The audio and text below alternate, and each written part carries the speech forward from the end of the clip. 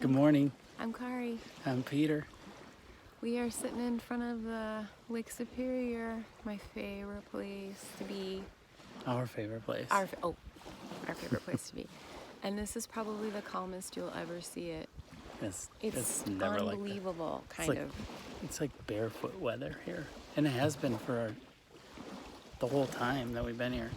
But we're so used to camping next to it and having the lullaby of the waves, and now there's just been this little lap, lap, lap. And because there's a lack of wind, the bugs can get a little buggy, but it's mosquito weather, so. But this is not right here. No. It's never that Rarely way on the beach. Right here. We went camping the beginning of June, and we went camping last weekend. But I can honestly say, and that's really fun, but I can honestly say that getting here and camping here really feels like I'm getting away. There's something about being with Lake Superior, on Lake Superior for a couple days for me that feels like I really am getting away. It really feels like a what did you used to say? I unplug and you plug in. Yeah. I don't know what that means, but if that makes sense to you, that's what it kind of makes sense to me. I unplug and he plugs in. Or I plug in and you unplug. No, You unplug, I plug in. I get like ideas, you ever seen that, anyway, Jumpin' Jack Flash, where the guy walks around with a tape recorder, the night shift. Michael Keaton. He's like, I get all these ideas, and this is my like tape recorder place, like the Sony Walkman, where I can tape down all my ideas. Anyways. You're going to talk about the tour, but what I'm going to say this week, I'm going to try to make it, short is relative here, but So I've written about this before, and but it actually happened. This happened again. So for the last year, this past March was a year, and then there's been several months. So I've had an art rep who is awesome. Couldn't do social. She does social media for me. She pairs my writings or quotes with my work. She does such a beautiful job, and I've written about this before, but I taught a week of camp. It was such an endearing group.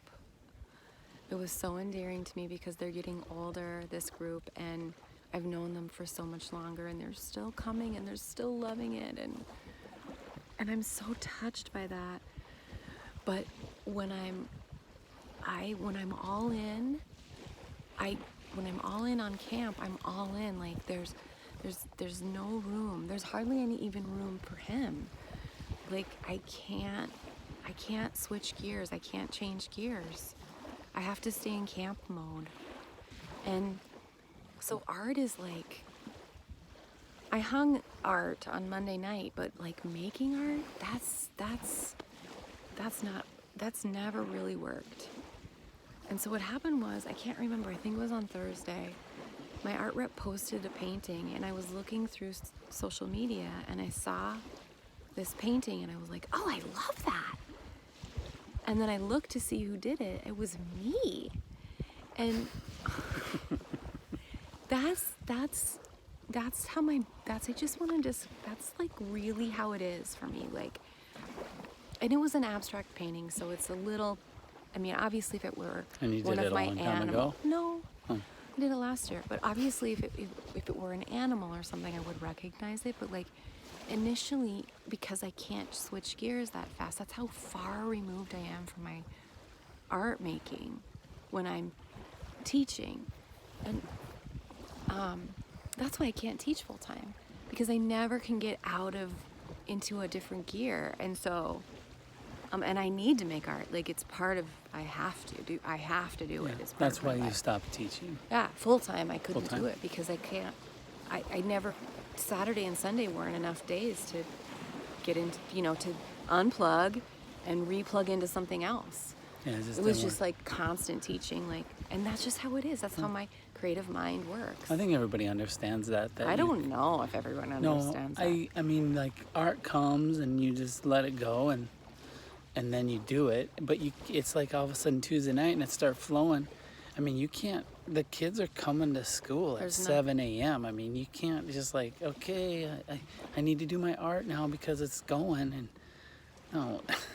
But even the opportunity to get an idea for it isn't really there. Totally. I have to do something like this. Oh. This puts me on a fast track for that. But if I come here Lake Superior, I can unplug faster and reset and get into art faster. If I'm at home, it might take me a little bit longer. But I don't know if anybody can relate to seeing one of their paintings online and not recognizing or being like, oh, I wonder who did that. I mean, that's how far removed I get. And I guess the good thing is, at least I like my art. Jeez. Okay, you talk about the tour and the... Well, the Tour de France is in its first week. What's up? I just wanted to see how long this is taking us. 6:24. Yeah. That's all right. So the Tour de France is in this first week. So fun to watch. Like, it's a tour of not the, like, banner athletes that are going to, on board to win. There's some of them that are out because they couldn't do it. Contracts change and, team selection, all that stuff. It's just, like, really a cutthroat sport. So it's this year it's really so fun, because you don't know who's going to win the stage, or you don't know which team is going to show up, and they're really, it's exciting. I mean, it's really exciting. And so when I started first watching the tour was a long time ago, late 80s, was the first time I saw Greg LeMond with the aero bars. It just reminded me of a downhill skier. So then I was like, oh, they're downhill skiing on their bikes. Oh my gosh, I'm going to watch this. So then all of a sudden they won the tour, whatever. Greg LeMond won the tour, and I was just like, really? There's an American that won the tour? And then, like, since then there hasn't been one. So, I mean, there has, but, anyways. So then I followed the tour by waiting weekly to see who won the race, because there was one magazine that came out every week, and it was like a newspaper. It was just like a newspaper folded up. European, right? No, it was out of Boulder. It was the Villa News. Oh. And I was into mountain biking more at the time, so I got into cycling. So every week I had to wait, and watch the tour via the weekly newspaper. And then there was a newspaper after that. Years came by, and then it would be this tiny little section in the bottom of the sports page to be like, okay, Tour de France, this is the winner for the day, and this is the winner on the GC general classification. We'll see who's going to win the yellow jersey. And then maybe there would be an article at the end of the tour like, oh yeah, this dude won and this team. And I was like so excited. But now, I mean, I have videos. I can watch a video tonight when I get home and watch all 3 stages if I want in the row. I can totally binge. You can watch it live if you want. And I can watch it live in the morning. And that's another thing that's cool about teaching, is that I can watch the Tour de France in the morning if I want, anyways. And then there's a podcast that I just found recently. And so last night I got caught up. I downloaded the podcast on whatever cast app that you have. Downloaded the cast, and while I was cooking dinner with making whitefish, which we always eat when we get up here. Whitefish. And I was cooking whitefish, listening to the podcast, listening to the interviews of the riders. I didn't really have to see the riders because it's kind of a sprinter stage, but it was really exciting, and I can't wait to watch it in the back. I can't wait to watch it in the what do they call that? Archived? Anyways, I'll watch it when I get home, and it's going to be awesome. So, yeah, that's like my Tour de France. Oh, there was another thing. If I wanted to watch the Tour de France, like, over, I had to go and wait for this place to make like 2 VCR tapes. They were this thick. VHS. And they were this thick, and you had to wait a month for this place to put them together. A month after the tour was over, like in late August, you could order them, buy them. Yeah, and you could send them. And so then all winter long and the whole time during that, I would be watching the Tour de France stages over and over and over. It was like a lullaby. Like, you know how you wake up at 2 a.m. and you're like, how are you gonna go to sleep? And so I'd put a Tour de France video in and fall asleep to Phil Liggett talking about the, Giro d'Italia stage. Anyways, it's just come so far. I mean, I'm not gonna miss a beat with the tour. All right, well, he's off to mountain bike ride. Oh yeah. A really cool.